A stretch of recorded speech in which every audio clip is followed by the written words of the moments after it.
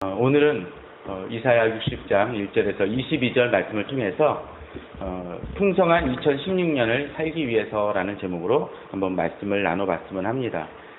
2016년 밝아왔습니다. 저희들 서로 새해 복 많이 받으세요. 한번 인사 좀 할까요?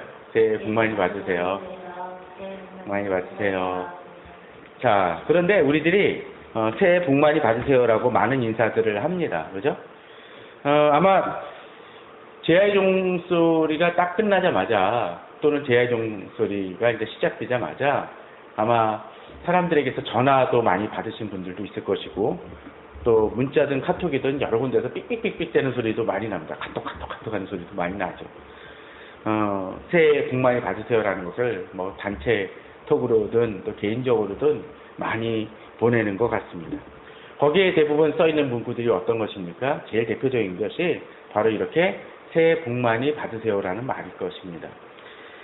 그런데 새해 복 많이 받으세요라고 하면서 우리는 늘상 편하게 이야기를 하지만 저는 이 새해 복 많이 받으세요가 어떤 의미가 있을까라는 생각을 좀 해봅니다.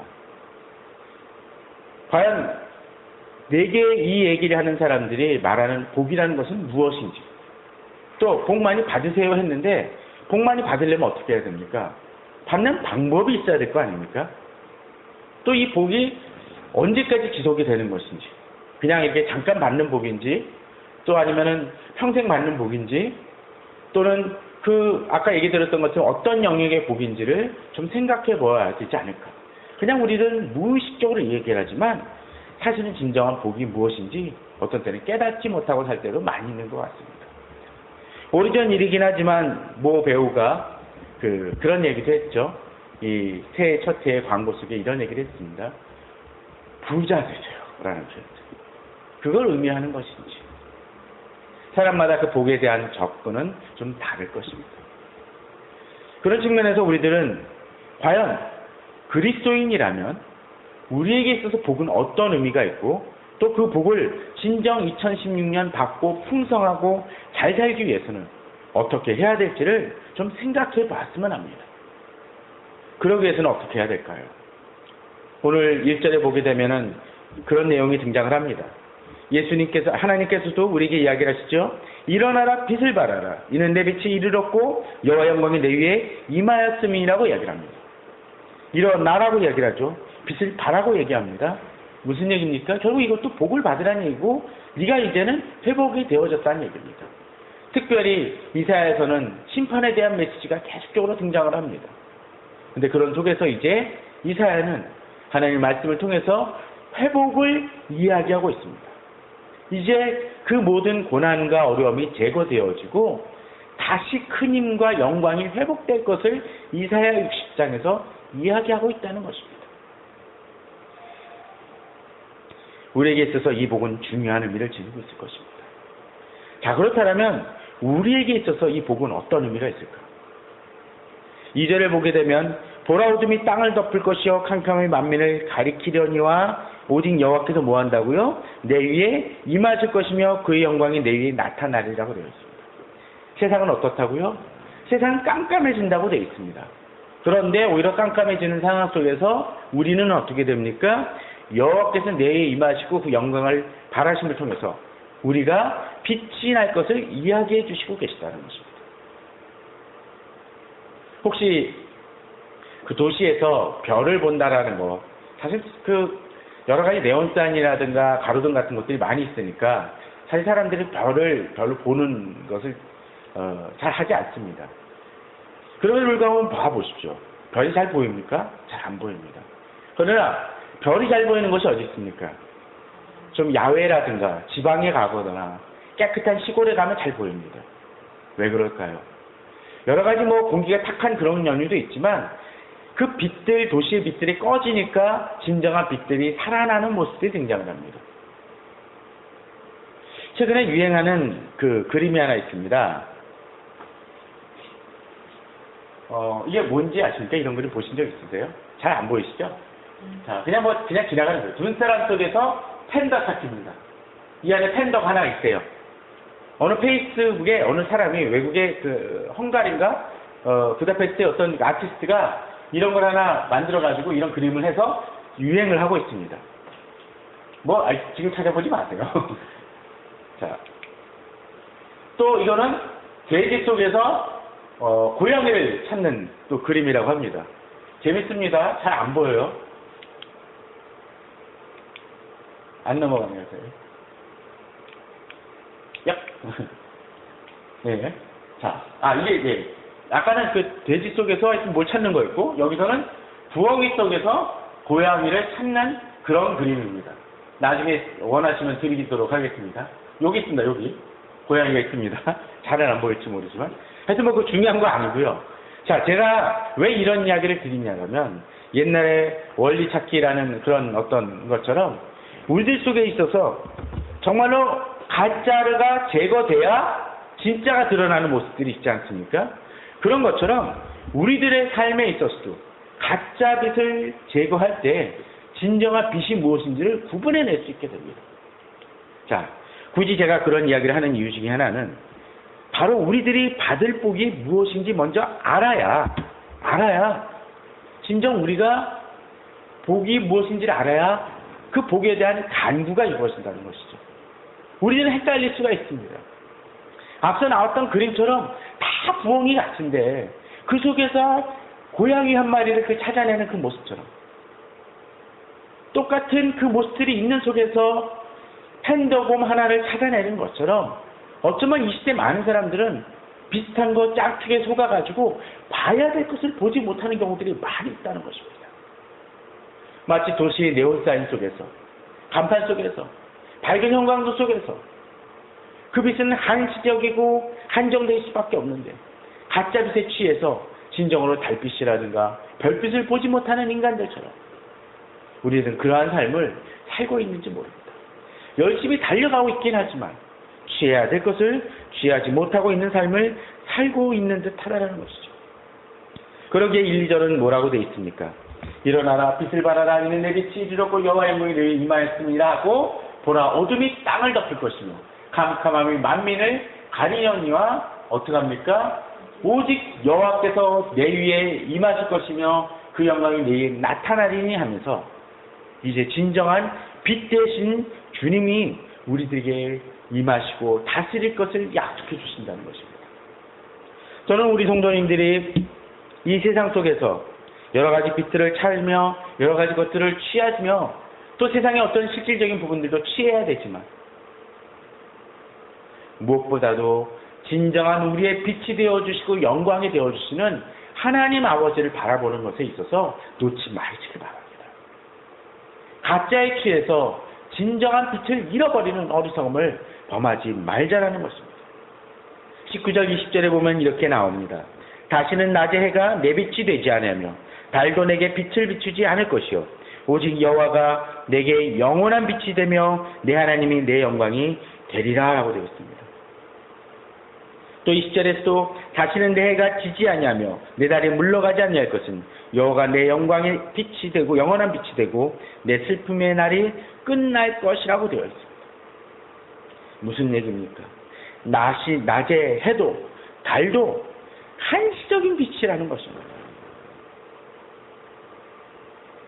아니 천국 때 낮에 그 해와 달이 있을지는 정말 잘 모르겠습니다. 그러나 한 가지 건 분명한 건 있습니다. 해와 달조차도 누구의 주재권 아래 있어요? 하나님 앞에 있다는 것입니다.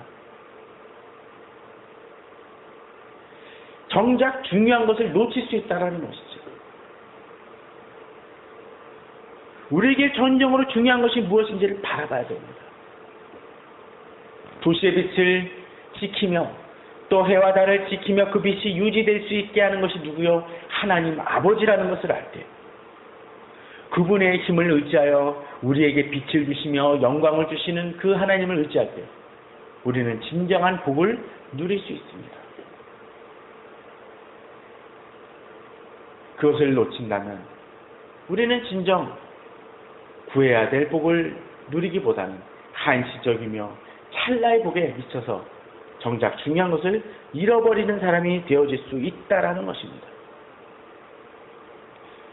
자, 그렇다면 이 복을 누리는 데 있어서 우리는 한 가지 좀 더 봤으면 합니다. 10절, 11절에 보면 이렇게 나옵니다. 내가 놓아여 너를 쳤으나 이제는 나의 은혜로 너를 불쌍히 여긴지. 우리가 복을 구하면 나아가지만 우리 자신이 부족함을 느낍니다. 2015년 한번 바라보십시오.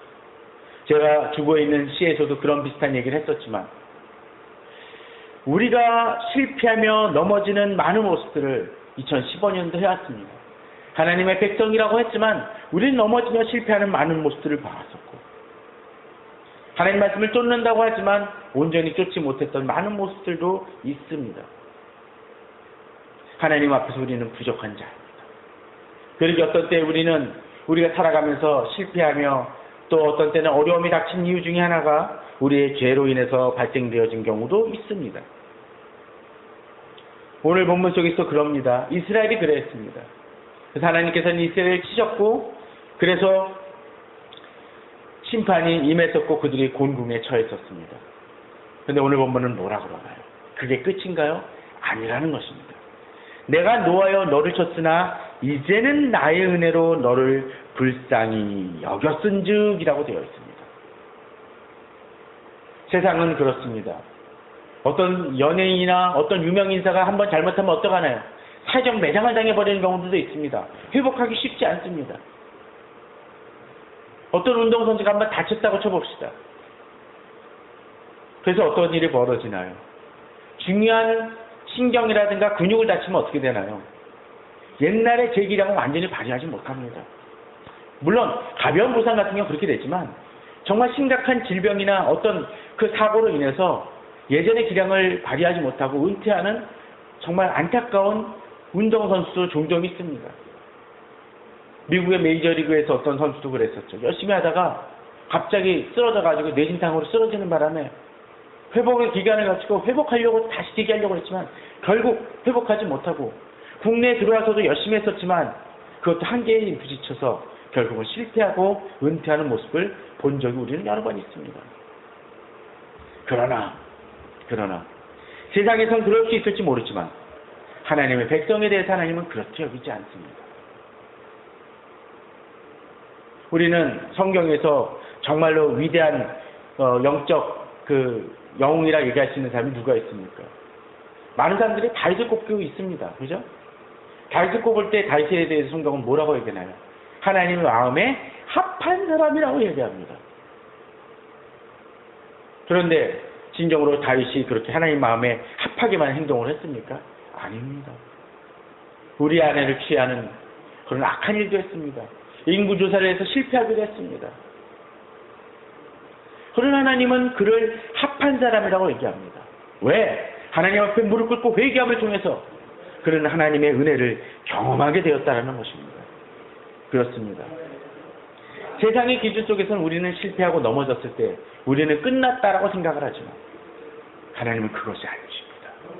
우리를 다시 회복시키시고 우리에게 불쌍히 계시며 은혜를 베푸시는 하나님이라는 것입니다.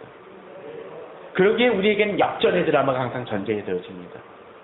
물론 그렇다고 해서 실패해도 된다, 내가 범죄해도 된다라고 생각하면 살면 안 되지만 우리가 주 앞에 다시 한번 무릎 꿇을 때 주님은 은혜를 내려주시며 우리를 회복시켜 주십니다. 그런데 오늘 본문 속에서 정말로 재미있는 구절이 하나 등장을 합니다. 불쌍히 여겼은즉 되어 있죠? 그죠? 그런데 이제 어떤 일이 벌어지나요? 내 거를 누가 재건을 해줍니까? 이방인들이 내 성벽을 쌓아준다라고 되어 있습니다. 그들의 왕들이 누구를 섬겨요? 나를 섬겨줍니다. 소선지서 같은 경우는 에돔이라든가 암몬이라든가 모압에 대한 심판을 예고하는 선지자들이 종종 있습니다. 보통은 선지자들이 북이스라엘이나 남유대만 그 심판에 대한 또는 그들에 대한 하나님의 메시지를 전하면 되는데 암몬이나 모압 또는 에돔 그런 족속에 대해서도 하나님의 선지자를 보내서 그들에게 심판하실 것을 얘기했습니다. 대부분의 경우가 왜 그런지 아십니까? 하나님의 백성 이스라엘을 쳤기 때문에 그렇습니다.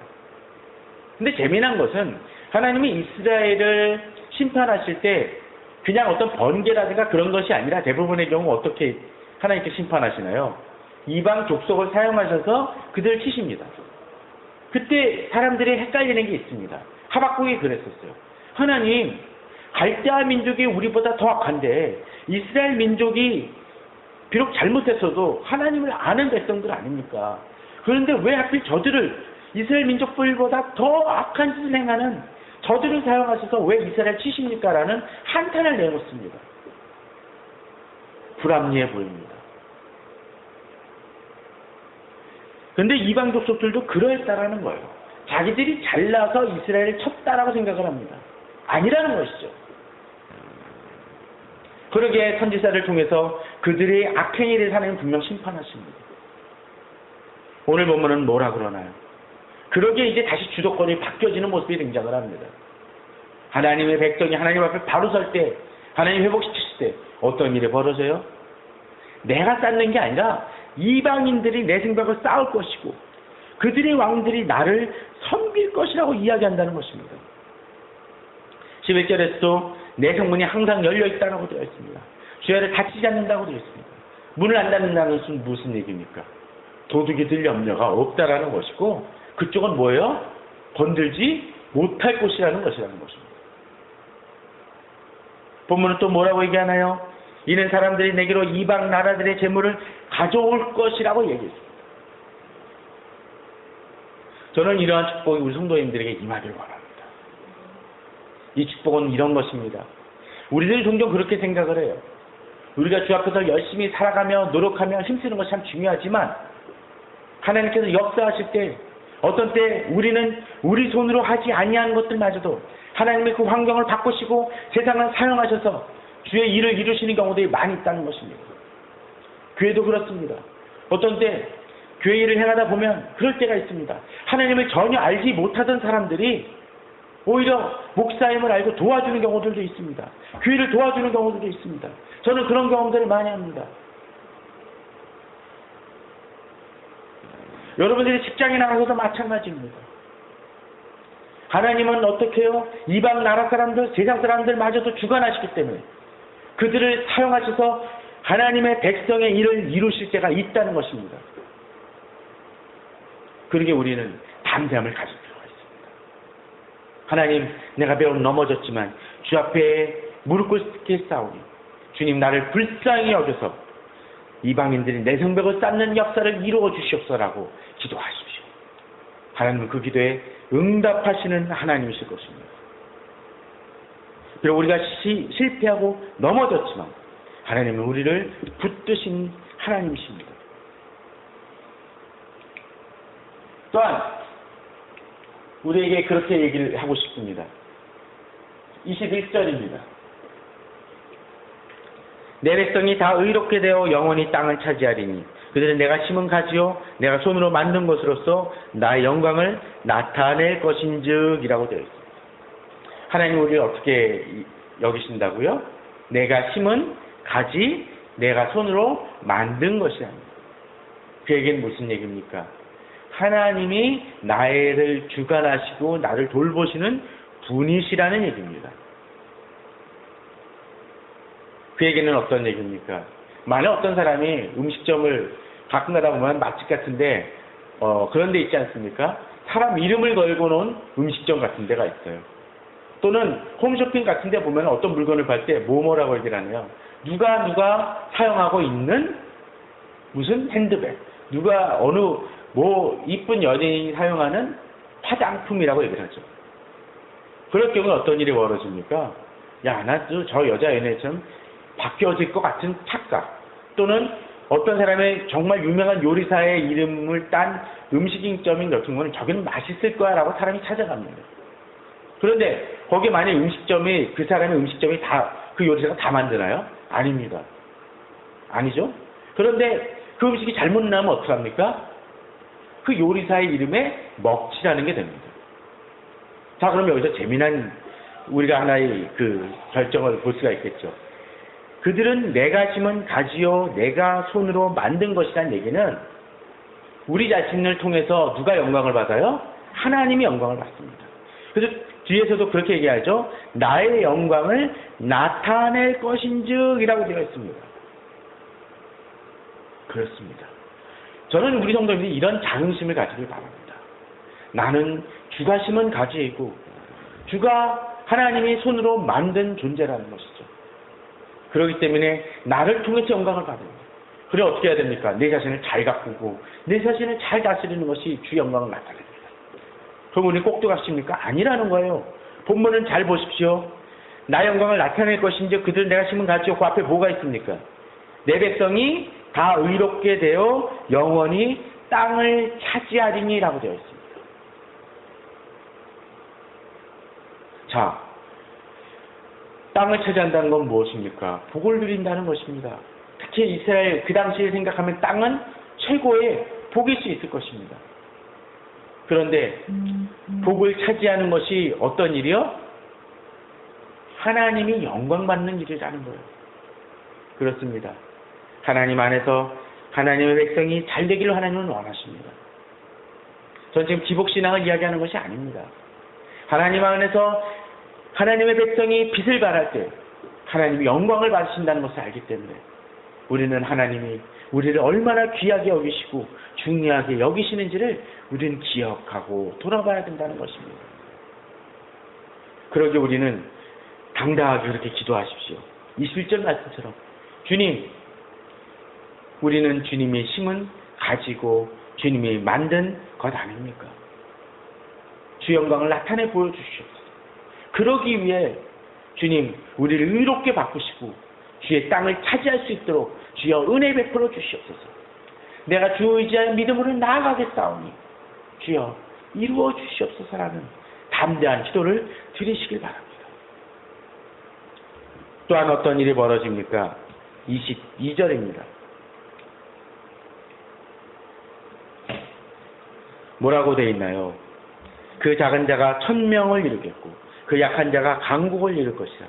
때가 되면 나 여호와가 속히 이루리라. 작은 자는 글자 그대로 힘이 약한 자입니다. 약한 자는 연약해서 무언가를 할 수 없는 사람입니다. 그런데 주님께서는 그러한 우리들을 통해서 어떤 일을 이루시겠다고요? 그 작은 자가 1000명을 이루는 놀라운 변화가 있게 하시겠다고 하시고 그 약한 자를 통해서 강국을 이룰 것이라는 약속을 주시고 계시다는 것입니다. 저는 그러한 약속을 우리 성도님들이 붙드시길 바랍니다. 우리 성경 속에서 그러한 일들을 많이 보지 않았습니까? 우리는 지난번 몇 달 전이긴 하지만 기도원의 일을 통해서 보지 않았습니까? 하나님은 수만 명 다니는 사람들을 오히려 물리치시고 단 300명의 인원을 가지고 엄청난 인원을 제거하고 승리케 하시는 일들을 하셨습니다. 사람들이 보기에는 엄청난 2m 70의 엄청난 키를 가진 골리앗이었지만 다윗은 그 사람을 뭐로 쓰러뜨려요? 돌멩이 하나로 쓰러뜨렸습니다. 돌멩이 5개 갖고 갔지만 그 5개조차도 쓰지 아니하고 단 1개만을 갖고 쓰러뜨렸습니다. 바울은 이야기합니다. 내게 능력 주시는 자 안에서 내가 모든 것을 할 수 있느니라고 얘기합니다. 여기 말씀을 지난번에도 이야기 드렸지만 잘 보시기 바랍니다. 내게 능력 주시는 자 안에서 내가 모든 것을 할 수 있다는 그 얘기는 모든 것을 할 수 있다의 초점 이전에 뭐가 있어요? 내가 어디 있어요? 능력 주시는 자 안에 있을 때라는 것입니다. 그럴 때 모든 것을 할 수 있다고 얘기합니다. 21절도 마찬가지입니다. 그 작은 자가 1000명을 이루겠고 그 약한 자가 강국을 이룰 것이라는 그 말씀은 어떤 것입니까? 내가 주 안에 있을 때 주께서 진정으로 나를 심은 가지로 주 앞에 내 자신을 인정하고 나아갈 때 주께 내 자신을 맡길 때 주께서 나를 회복시키실 때 어떠한 일 엄청난 구원과 역사가 일어날 것을 약속해 주신다는 것입니다. 그러기에 저는 우리 성도님들이 이 믿음을 가지고 나아가길 바랍니다. 그런데 이 일을 행함에 있어서 조급하지 말기를 바라십니다. 본문은 뭐라고 되어 있나요? 그 이어지는 얘기가 때가 되면 나 여호와가 속히 이루리라고 되어 있습니다. 때라는 거죠. 때. 하나님의 때가 있다는 것입니다. 때가 얼마나 중요할까요? 저는 가끔 그런 얘기를 하지만 얼굴에 상처가 나서 뭔가 딱지가 맺혔을 때 저는 이거를 보기 싫다고 자꾸 띄는 습관이 있습니다. 그럼 어떻게 되나요? 제대로 아물지 않으면 덧납니다. 예전에 어렸을 때 그런 기억이 납니다. 병아리를 길렀던 적이 납니다. 초등학교 1학년 때. 병아리를 길러가지고 많이 키웠어요. 많이 키웠는데 한두 마리는 쥐가 와서 잡아먹고 한 두세 마리가 남았습니다. 어느 정도 키우고 자꾸 쥐가 나고 쥐가 생기고 또 이제 냄새가 나니까 결국은 이제 그 당시로서 그걸 가지고 우리가 잡질 못하니까 그 딴 데 맡겨가지고 잡았어요. 꽤 커 보였다는 거죠. 근데 잡고 났더니 요만한 약병아리 정도였던 것 같아요. 먹을 게 별로 없는. 때가 되지 않았을 때 잡았기 때문입니다. 때라는 것이 있습니다. 익지 않은 과일이 아무리 겉으로는 이쁘게 보이고 탐스럽게 보인다 할지라도 때가 아닌 경우는 쓰고 음식만 버립니다. 밥도 그렇지 않나요? 뜸 들일 때 이제는 뚜껑 열지 말라는 얘기 참 많이 했습니다. 뚜껑 열면 어떻게 되나요? 밥이 서 있습니다. 우리는 조급할 수 있습니다. 하나님의 방법에 대해서 하나님의 때를 얘기해 주심에도 불구하고 그 때를 기다리지 못하고 내가 먼저 성급할 때가 있습니다. 그럴 땐 실패합니다. 넘어집니다. 하나님의 때를 기다리는 훈련을 우리는 행할 줄 알아야 됩니다. 그렇지만 하나님의 때가 오면 어떤 일이 벌어집니까? 오늘 본문은 이야기합니다. 여호와가 속히 기다림은 오래되고 힘들었을지 모르지만 하나님이 때가 임했었을 때 하나님은 그 일을 정말로 이루어질 수 없었던 것처럼 갑작스럽게 바꿔놓고 놀라운 일들을 이루신다는 것입니다. 우리가 계절을 경험할 때 그렇지 않나요? 여름인 것 같은데 갑자기 어느 날 가을이 됩니다. 단풍이 들었던 것 같은데 어느 순간 갑자기 온 낙엽이 다지고 앙상한 나무로 갑니다. 저도 가끔 그렇습니다. 가을에 이 정도면은 에이 이제 안 춥겠지 하면서 겨울옷을 꺼내지 않았는데 일주일 만에 그것이 바뀌어지는 경험도 많이 합니다. 하나님이 속히 이루실 날을 기대하며 우리 성도님들이 나아가시기 바랍니다. 그것이 어떤 때는 답답합니다. 왜? 나는 알지 못하기 때문에. 그러나 주 의지하며 나아갈 때 주님은 은혜를 베푸십니다. 저는 이제 말씀을 맺으면서 이런 얘기를 드리고 싶습니다. 특별히 올 2016년은 1절하고 1절하고 22절을 가지고 말씀을 좀 우리가 약속 구절처럼 가지고 나아갔으면 합니다. 1절은 뭐죠? 아까 이야기했던 것처럼 일어나라 빛을 발하라. 이는 내 빛이 이르렀고 여호와 영광이 내 위에 임하였음이니라. 일어나라 빛을 발하시기 바랍니다. 하나님은 약속해 주십니다. 지치고 낭망되어 있습니까? 지쳐 있습니까? 주님은 일어나라고 얘기합니다. 빛을 발하라고 얘기합니다. 그러나 우리 한 가지 착각하지 맙시다. 이 빛은 내 빛이 아니라는 거죠. 누구를 통해서? 하나님을 통해서. 우리의 영원한 빛 대신 하나님을 통해서 이루어질 때만이 이 빛은 빛을 발할 수 있습니다. 당장은 빛을 발할 수 있을지 몰라요. 하나님 없이도. 그러나 그러한 빛은 무너지고 맙니다. 교회들도 어떤 때 그런 때 있죠. 하나님 안에서 하나님의 빛을 지는 것이 아니라 자기 빛을 가지고 나아갑니다. 아니 어떤 때는 하나님의 빛을 가지고 나아가다가 그 빛을 끊어버립니다. 그러면 어떻게 돼요? 결국 그 교회는 어려움을 겪고 혼란을 겪습니다. 잘 성장하던 교회들이 망가지는 이유가 무엇입니까? 잘 성장하던 목사님들이라든가 또는 성도들이 무너지는 이유가 대부분 무엇입니까?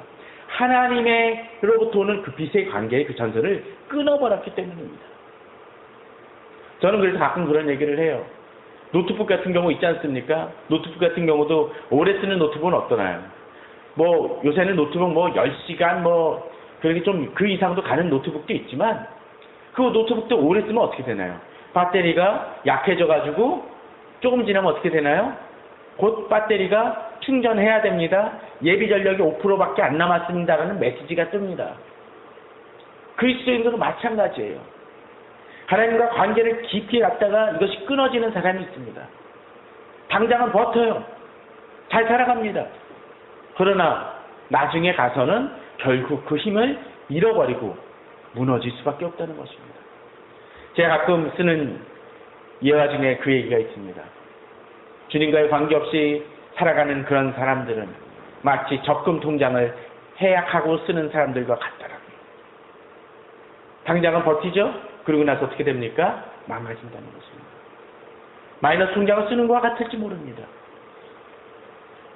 저는 우리 성도님들이 하나님과의 관계 속에서 하나님의 빛을 통해서 내빛을 바라는 우리 성도님들 되시길 바랍니다.